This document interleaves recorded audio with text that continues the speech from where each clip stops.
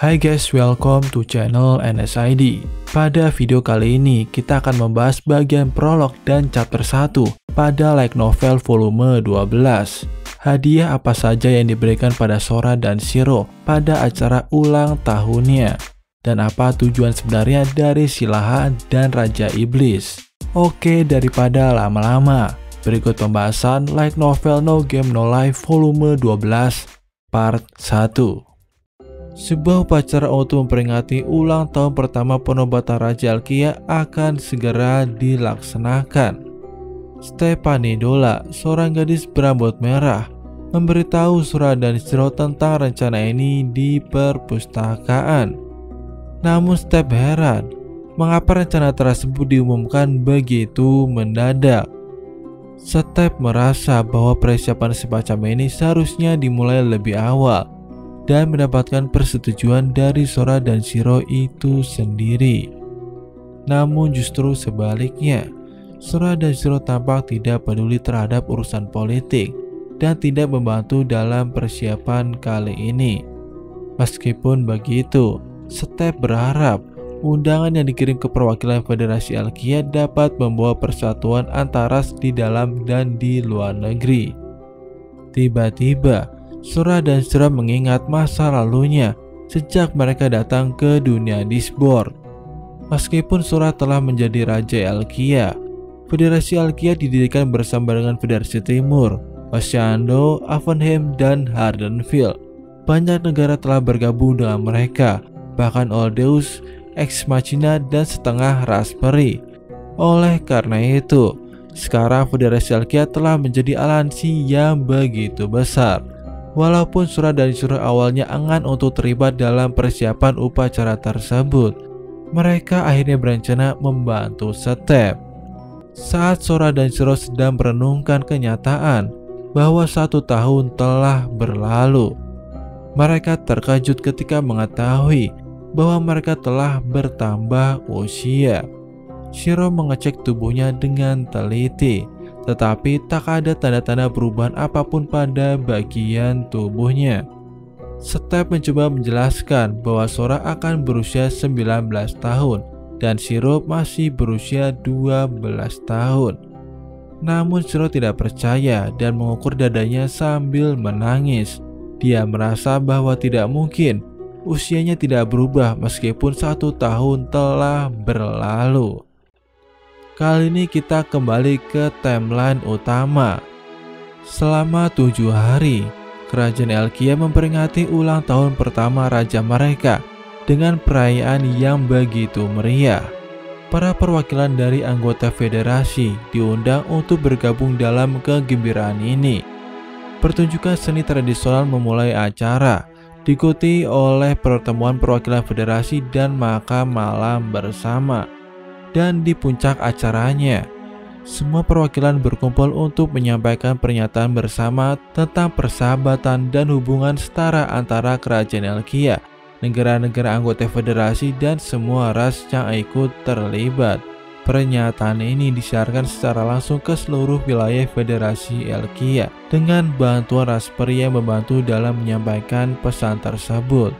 Upacara peringatan ulang tahun pertama Raja Elkia berakhir dengan sangat sukses, dan Kerajaan Elkia berhasil memperkuat hubungannya dengan negara-negara anggota federasi serta berbagai ras. Singkat cerita, kali ini di malam terakhirnya, suasana tenang melanda koridor istana Elkia. Langkah Steph yang perlahan berhenti, terpaku pada sosok Sora dan Shiro yang berdiri di hadapannya. Tatapannya kosong, dipenuhi oleh perasaan yang gelisah. Dalam hati, Steph merenungkan usaha keras yang mereka lakukan selama seminggu ini. Namun di balik kesuksesan itu, Steph menyadari ada sesuatu yang mengganjal dalam diri Sora dan Shiro. Sora dengan keadaan kebingungan bertanya pada Steph tentang makna dari tumbuh dewasa. Steph dengan bijaksana menjelaskan bahwa tumbuh dewasa artinya memiliki kebebasan, termasuk kebebasan untuk menikah. Namun Sora tidak terlalu tertarik pada kebebasan tersebut. Ia lebih memilih untuk merenungkan perjalanan yang telah mereka lalui sebagai raja selama 1 tahun ini. Di dalam hati yang penuh keraguan, Sora merasakan kesepian. Meskipun dikelilingi oleh gadis-gadis cantik, ia tetap merasa hampa. Kemudian Shiro dengan bijaksana menyarankan agar Sora membuat harem pribadinya kapanpun ia mau. Singkat cerita, pada akhirnya langkah mereka berhenti di depan pintu kafetaria istana. Dalam keheningan, tiba-tiba Step memegang tangan Sora sambil membuka pintu kafetaria. Ketika pintu itu terbuka, tiba-tiba suara meriah menyambut kedatangan Sora dan Shiro. Honekulum dan Inazuna terlihat berdiri di depan mereka dengan senyuman hangat di wajahnya. Seketika itu juga Sora dan Shiro merasa sangat terkejut dan bingung melihat kedatangan mereka semua, tetapi dia tidak bisa mengeluarkan sepatah kata pun. Step dengan ramah memberitahu bahwa semua orang telah datang untuk merayakan ulang tahun Sora dan Shiro secara sukarela. Tak lama kemudian, Jibril bergabung dengan kerumunan dengan penuh sukacita, menyambut Sora dan Shiro dengan tepuk tangan meriah. Sora merasa terkejut saat melihat kakek Izuna dan Bloom juga hadir di sana. Saat makanan-makanan lezat disajikan di meja, Sora merasa terharu karena belum pernah merayakan ulang tahun dengan cara ini sebelumnya.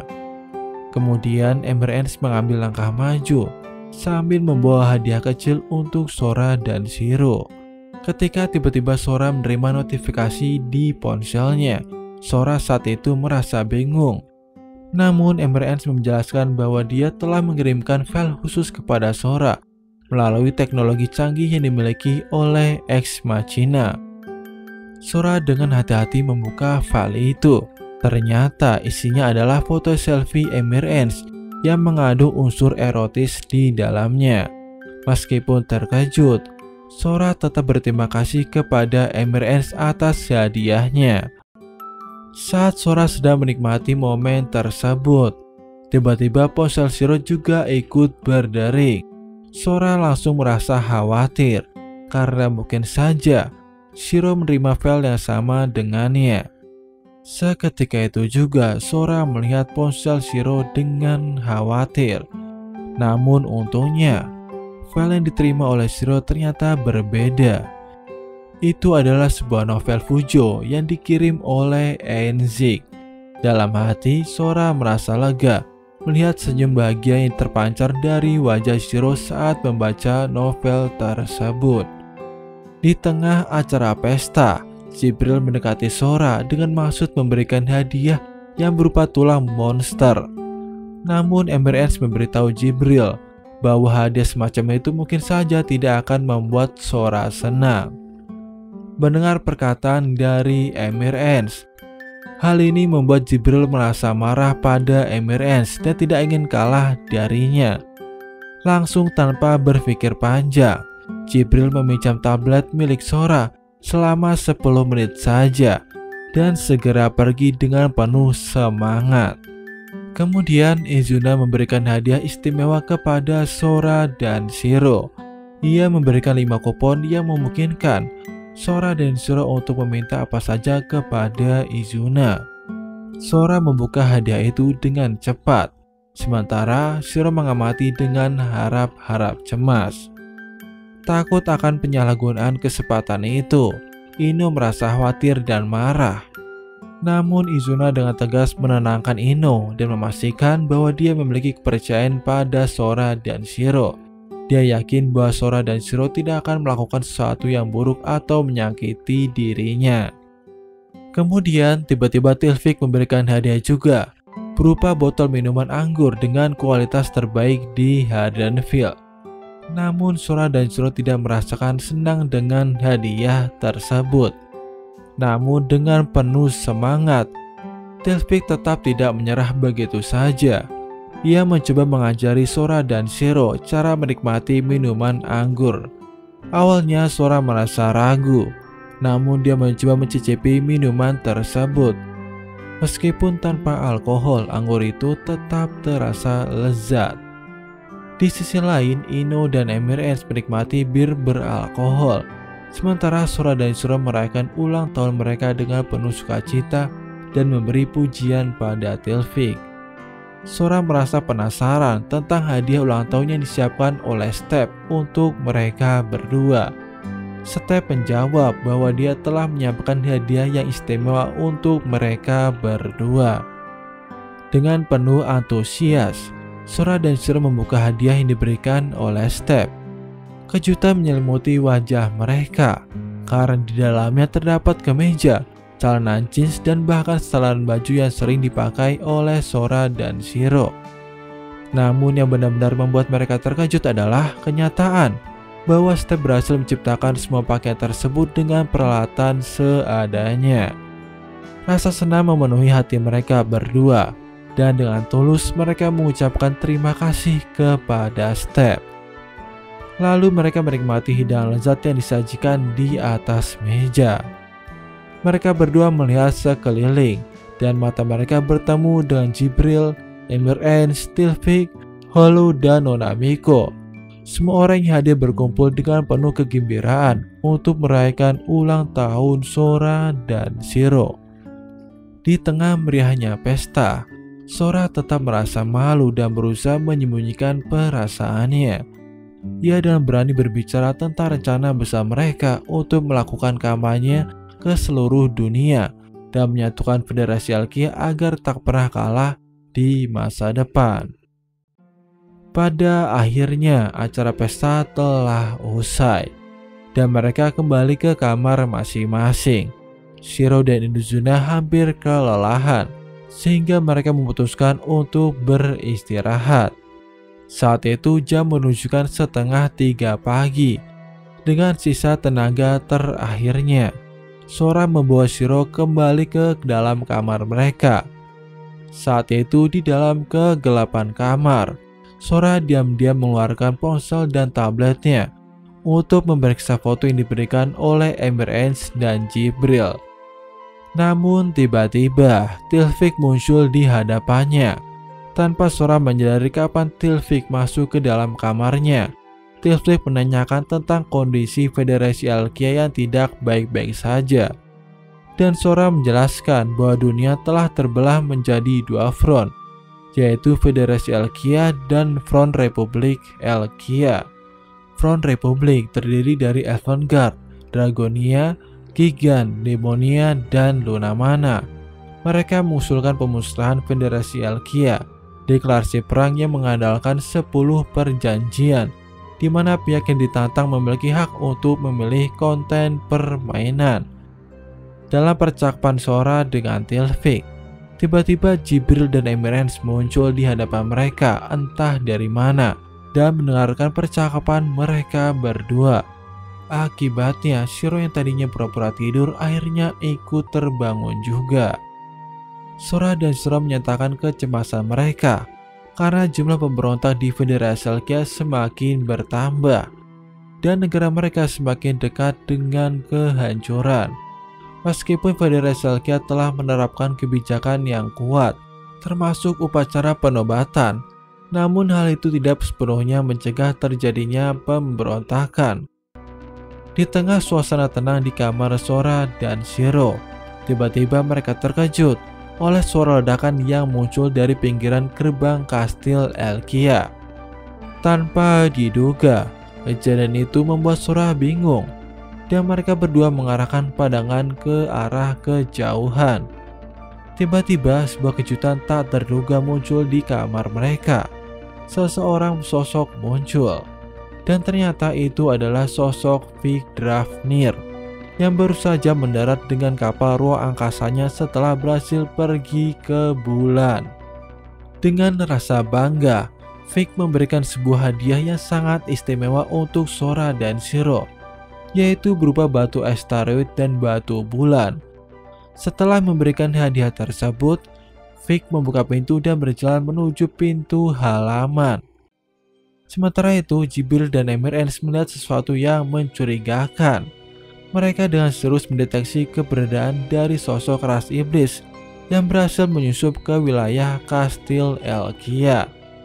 Tak berapa lama, Emirance melakukan analisa dan terkejut menemukan bahwa individu mencurigakan itu tak lain adalah Silaha, sang iblis kebijaksanaan. Di saat Silaha memberikan salam, Jibril dan Emirance tetap waspada dan siaga.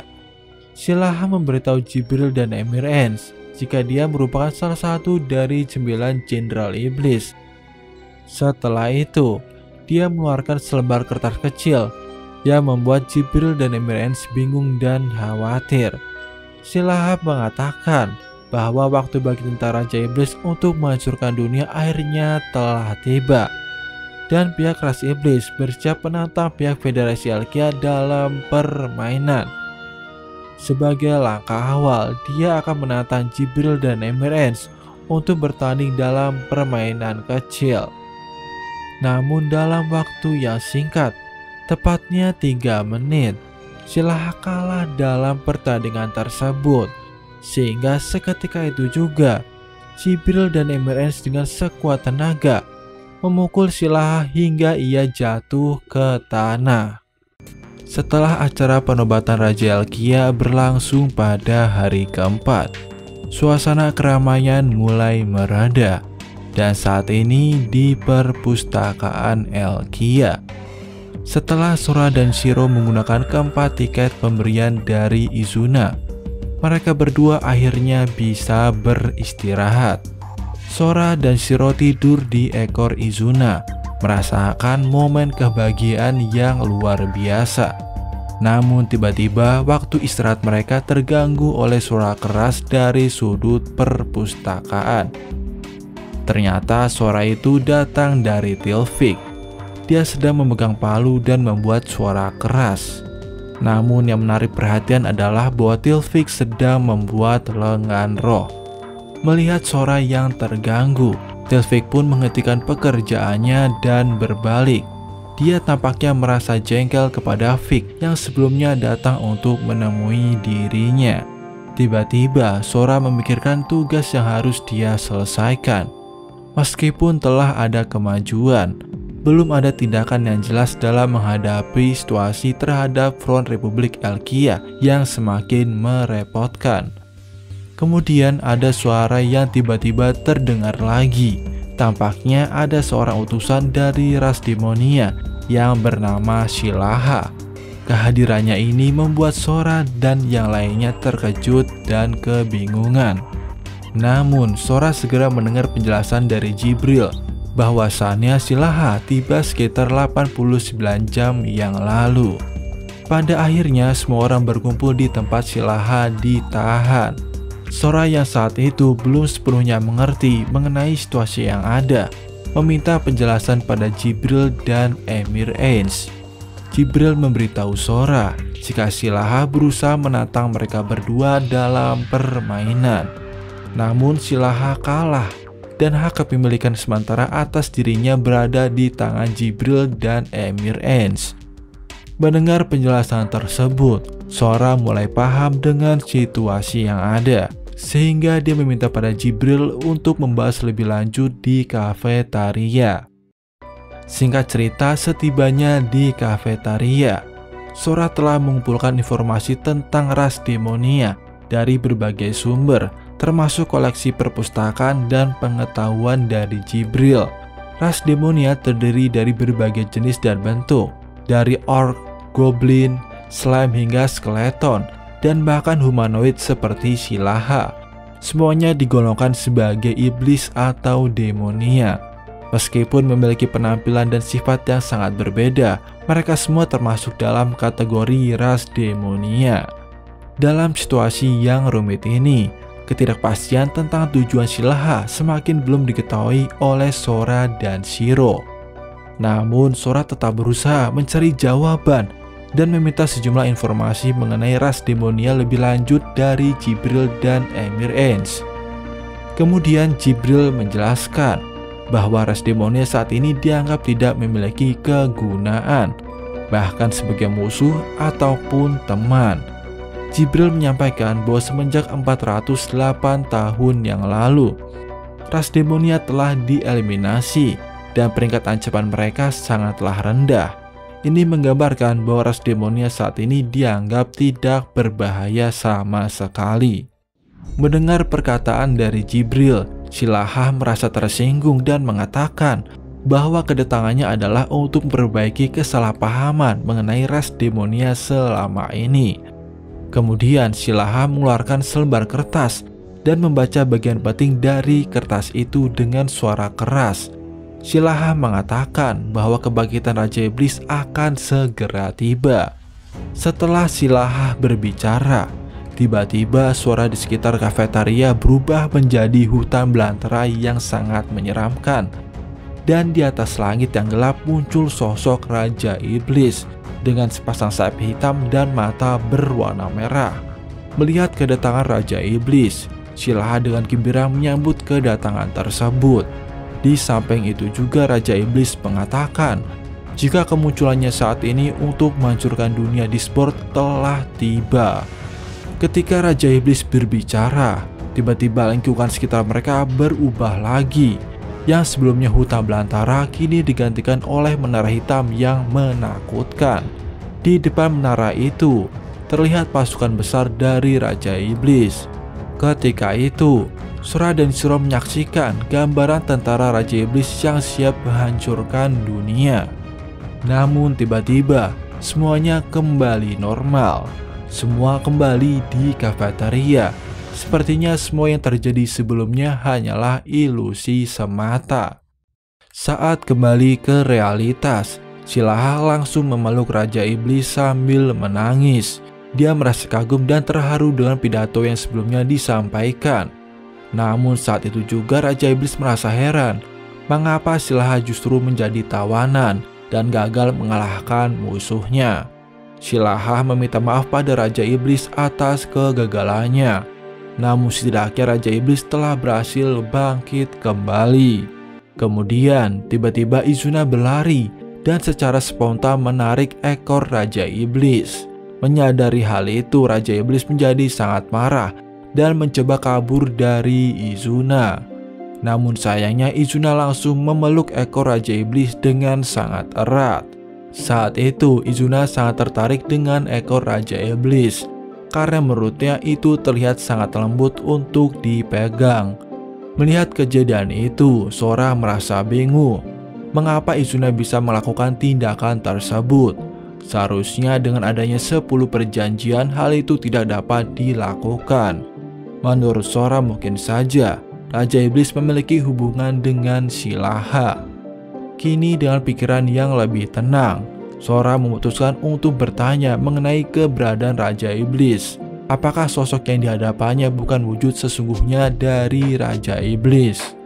Silahah memberikan penjelasan yang memastikan bahwa apa yang mereka lihat saat ini adalah Raja Iblis yang sebenarnya.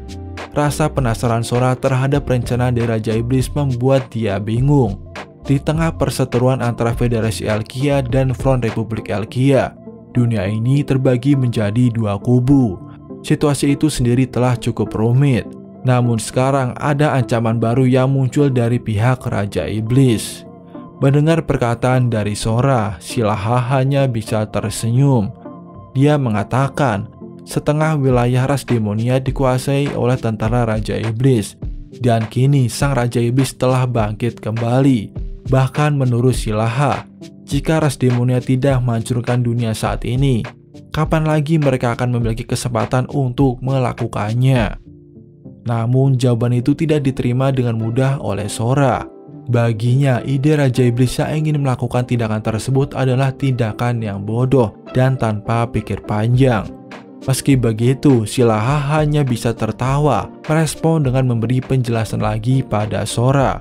Silahah menjelaskan bahwa kemenangan Front Republik Elkia berarti kehancuran bagi Federasi Elkia. Perang yang terus berlanjut hanya akan mengakibatkan kehancuran dan tidak akan ada lagi masa depan. Pada dasarnya, yang ingin dicapai oleh pihak ras demonia hanyalah mencapai tujuan lama Raja Iblis, yaitu kehancuran dunia dan tekad untuk mengorbankan diri mereka demi Raja Iblis. Meskipun Sora sudah beberapa kali mendengar tentang Raja Iblis dan rencana kehancuran dunia dalam berbagai cerita fantasi, namun sekarang tidak lagi membuatnya terkejut. Mendengar penjelasan tersebut, Sora memutuskan untuk tidak berselisih dengan argumen Shilaaha. Namun, ia memiliki satu pertanyaan terakhir yang ingin dia ajukan. Mengapa ras demonia begitu ingin menghancurkan dunia? Bagaimanapun juga, jika dunia hancur, ras demonia juga akan ikut musnah. Shilaaha memberikan jawaban. Baginya, keinginan untuk menghancurkan dunia adalah hasrat langsung dari Raja Iblis itu sendiri. Dalam pandangan ras demonia, melaksanakan kehendak Raja Iblis adalah tujuan utama yang harus diikuti tanpa mempedulikan akibatnya. Singkat cerita, sekarang adegan berubah ke tempat singgasana Kastil Elkia. Diskusi tentang Raja Iblis masih berlanjut. Ada beberapa poin yang perlu dijelaskan mengenai ras Phantasma. Emir Ence dan Jibril menjadi narasumber yang menjelaskan hal ini kepada Sora dan Shiro. Mereka memulai dengan menggambarkan bahwa ras Phantasma adalah jenis ras yang berkaitan dengan fenomena yang benar terjadi atau fakta sejarah yang berlanjut hingga saat ini. Istilah umum digunakan untuk menggambarkan keberadaan mereka yang muncul akibat dari fenomena alam yang terjadi di seluruh dunia. Meskipun Sora dan Shiro tidak sepenuhnya paham, mereka merasa bahwa penjelasan ini sulit dipahami, terutama ketika mendengar istilah fenomena alam seperti tanah mengambang di langit, kabut yang membuat korosi, dan fenomena alam lainnya yang diberi makna dan menghasilkan ras Phantasma. Diskusi terus berlanjut membahas hal khusus tentang Raja Iblis sebagai jenis mutan yang berasal dari ras Phantasma. Jibril dan Emir Ence menjelaskan bahwa Raja Iblis adalah etensitas yang terbentuk oleh fenomena tak terlihat, yakni fenomena yang menyebabkan kehancuran dunia. Ini membuatnya menjadi ras Phantasma yang bisa menciptakan sebuah makhluk. Ras Phantasma seperti Raja Iblis memiliki kemampuan untuk hidup kembali setelah jangka waktu tertentu selama inti tidak dihancurkan. Namun inti Raja Iblis terletak dalam menara. Sora akhirnya menyimpulkan bahwa melawan Raja Iblis hanyalah tindakan yang sia-sia. Upaya selama perang besar untuk menyerang menara hanya berujung pada kegagalan. Dalam perbincangan ini, gambaran tentang betapa sulitnya melawan Raja Iblis semakin jelas. Tidak ada yang bisa menghentikan Raja Iblis, bahkan para Old Deus sekalipun. Fenomena kehancuran yang disebabkan oleh Raja Iblis mulai meluas ke seluruh dunia dan menciptakan fenomena yang disebut sebagai alam keputusasaan. Laporan tentang dampak bencana Raja Iblis disampaikan oleh Emir Ence. Dia menguraikan bagaimana sekitar 47% dari benua Galarum serta 2 benua terdekat secara perlahan terkikis oleh alam keputusasaan. Lalu Emir Ence merinci strategi yang telah diterapkan saat perang besar untuk menyerang Raja Iblis. Dengan serangan skala besar, mereka berhasil membuat Raja Iblis tidak aktif untuk jangka waktu tertentu. Sora sadar bahwa alam keputusasaan sangatlah berbahaya. Namun anehnya dari informasi sebelumnya, dikatakan bahwa ras demonia saat ini tidaklah memberi ancaman sama sekali. Jibril menjelaskan, dengan adanya 10 perjanjian yang saat ini melindungi dunia, hal ini mencegah Raja Iblis diserang secara paksa seperti dulu. Namun sebaliknya, alam keputusasaan tidak bisa memberi dampak kehancuran. Pada akhirnya, mendengar hal itu, Sora, Shiro, dan Step merasa sedikit lega. Pemahaman baru ini memunculkan pertanyaan baru. Dengan penuh pertimbangan, Sora mengajukan pertanyaan mengenai alasan ras demonia yang tidak berbahaya saat ini. Dengan santai, Jibril mengatakan bahwa ras demonia sebagian besar dipengaruhi oleh variasi dalam kecerdasan dan kemampuan di antara berbagai populasi ras demonia. Namun batas kemampuan tertinggi cenderung lemah dan spesies ini umumnya dianggap tidak memiliki ancaman yang signifikan dalam permainan. Meskipun ada sosok yang kuat, mereka dianggap sebagai ikan teri atau sosok orang bodoh. Namun saat Shilaaha dengan julukan kebijaksanaan dibahas, Sora dan Shiro ingin tahu apakah julukan tersebut memiliki dasar yang kuat. Jibril membuka fakta selama perang besar.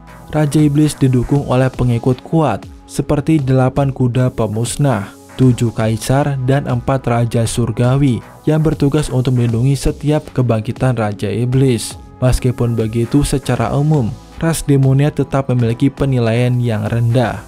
Lebih jauh lagi, Jibril menjelaskan bahwa Silaha adalah salah satu individu terakhir yang berhasil bertahan dari 9 jenderal iblis yang ada lebih dari 40.000 tahun yang lalu. Walaupun ia berasal dari spesies yang kuat, ras demonia secara keseluruhan memiliki tingkat kecerdasan yang terbatas, meskipun memiliki kemampuan unik dalam melarikan diri dan bersembunyi. Silaha memberitahu bahwa ia mendapatkan kebijaksanaan dari Raja Iblis dan dengan cerdik menggunakannya untuk mencapai kemenangan. Namun Jibril dengan sinis mengingatkan bahwa meskipun Silaha memiliki kebijaksanaan terbaik, itu tetap berasal dari Raja Iblis yang pada hakikatnya adalah ikan teri. Ini menjelaskan bahwa tak seorang pun bisa melebihi kebijaksanaan penciptanya. Pada akhirnya Sora mulai mengerti mengenai situasi yang ada saat ini.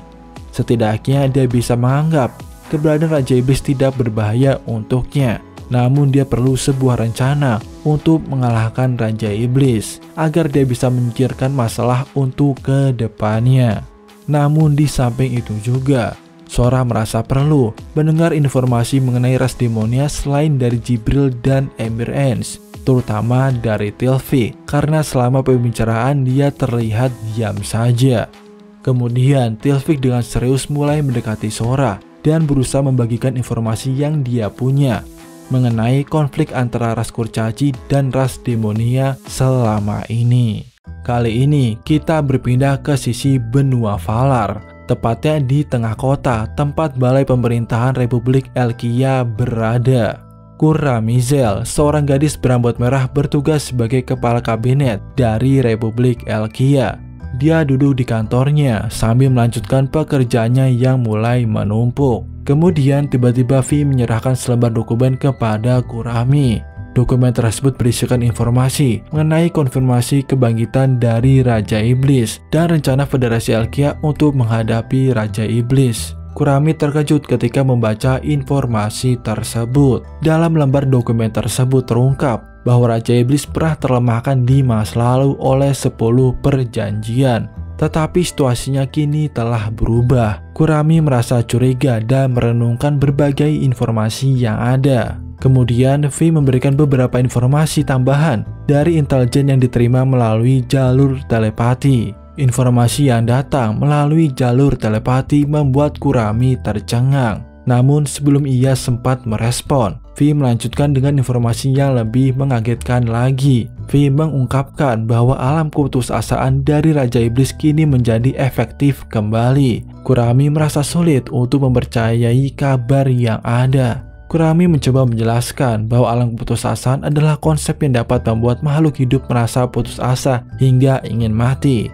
Namun ia merasa ragu tentang efektivitasnya dalam batasan 10 perjanjian. Vi mengatakan kepada Kurami selama perang besar, Raja Iblis telah dikalahkan beberapa kali oleh ras kurcaci. Tetapi pada akhir perang besar, Raja Iblis menjadi tidak aktif dan pertempuran berakhir. Kurami menyadari bahwa selama pembentukan 10 perjanjian, Raja Iblis tidak ada dalam pertempuran besar. Namun ras demonia yang setia masih mengorbankan diri mereka untuk Raja Iblis. Dan 400 tahun yang lalu, setelah berakhirnya perang besar, pertama kali dikonfirmasi bahwa Raja Iblis telah bangkit. Hal ini membuat Kurami mempertanyakan mengapa selama 5000 tahun setelah akhir perang besar, Raja Iblis tidak pernah bangkit lagi, dan mengapa saat ini Raja Iblis baru bangkit kembali. V juga menjelaskan bahwa setiap kali Raja Iblis dibangkitkan, ia menantang orang-orang pemberani dari seluruh dunia untuk melawannya. Kemudian Kurami menanyakan tentang aturan dan taruhan dalam pertempuran tersebut. V menjelaskan bahwa penantang akan menyerang menara Raja Iblis di alam keputusasaan. Mereka hanya dapat menggunakan harapan sebagai senjata mereka untuk mencapai puncak menara. Jika mereka berhasil mengalahkan Raja Iblis, mereka akan mendapatkan segalanya dari Raja Iblis. Namun jika harapan mereka hilang, mereka akan dikalahkan. Kurami tak dapat menahan rasa penasaran. Mengapa ras kurcaci dalam hal ini terus-menerus menghadapi tantangan yang jelas-jelas mustahil selama ratusan tahun berakhir? V memberikan jawaban jika ras kurcaci telah mencoba tantangan ini lebih dari 7 kali selama 100 tahun terakhir. Hal ini disebabkan ada situasi terdesak yang membuat ras kurcaci terus mencoba melawan. Hal ini disebabkan karena adanya alam keputusasaan yang masih ada hingga saat ini di wilayah Hardenville. Namun Kurami merasa ragu dan kesulitan menerima penjelasan ini. V mengakui bahwa ini hanyalah suatu kemungkinan. 10 perjanjian melarang segala bentuk kejahatan. V mencoba melihatnya dari sudut pandang lain. Mungkin saja alam keputusasaan berkembang tanpa adanya niat jahat langsung, atau bahkan mungkin hasilnya bersifat tidak langsung, seperti dampak dari bencana alam yang muncul secara alami. Setelah beberapa pertimbangan, Kurami mencoba berpikir sejenak. Meskipun dalam hati ia tetap merasa frustasi. Dalam upaya mencegah keadaan tetap tenang, V menyarankan agar mereka menikmati hidangan yang ada di atas meja. Dalam keadaan yang penuh dengan kegelisahan, Kurami berpendapat mungkin saja nyawa-nyawa dari ratusan ribu orang akan terancam oleh alam keputusasaan. V mencoba meraih tangan Kurami yang tengah gemetar sebagai upaya meredakan ketakutan itu. Setelah berhasil tenang, Kurami akhirnya berkesimpulan bahwa mereka harus berusaha mencari cara untuk mengalahkan Raja Iblis, meskipun peluangnya itu sangatlah tipis. Namun mereka juga menyadari bahwa jika salah satu dari mereka berdua tewas dalam pertempuran, dampaknya bisa sangat besar bagi Republik Elkia. V mencoba memberi semangat kepada Kurami. Dia berpesan agar tetap optimis dan kuat dalam situasi yang sangat sulit ini. Kurami merasa tersentuh oleh kata-kata V dan menaruh harapan kepada Federasi Elkia agar bisa menang melawan pasukan Raja Iblis. Dan sementara itu, V dan Kurami menuju kamar tidur mereka sambil mencoba mencari ketenangan dalam keadaan yang belum pasti. Oke, itulah pembahasan untuk part 1 kali ini. Kurang lebihnya gua mohon maaf. Jangan lupa like, share, subscribe, and see you next time.